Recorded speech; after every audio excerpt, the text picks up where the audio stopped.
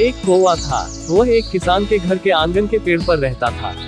किसान रोज सुबह उसे खाने के लिए पहले कुछ देकर बाद में खुद खाता था।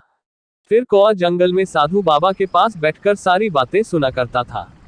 एक दिन कौवे ने सुना कि साधु बाबा कह रहे हैं कि इस साल बारिश नहीं होगी, अकाल पड़ जाएगा, पर पहाड़ों में खूब बारिश होगी। कौवा किसान के पास आया और उससे कहा, बारिश नहीं होगी, क्यों न तुम पहाड़ पर खेती की तैयारी करना शुरू करो। किसान ने उसी वक्त पहाड़ पर खेती की तैयारी की। आसपास के लोग जब उस पर हंसने लगे, उसे बेवकूफ कहने लगे। उस साल बहुत ही भयंकर सूखा पड़ा।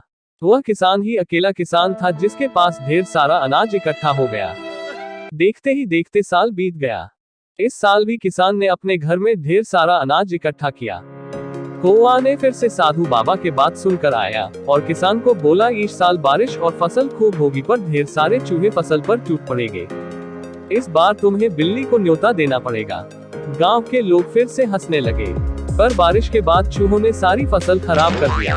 पर किसान के खेत को कोई भी नुकसान नहीं कर पाया, क्योंकि किसान के पास बिल्ली थी जो चूहों को भागा देता था। और इस बार भी किसान ने खूब फसल इकट्ठा कर लिया था। इसी तरह पूरे गांव में ढेर सारा अनाज इकट्ठा हो गया।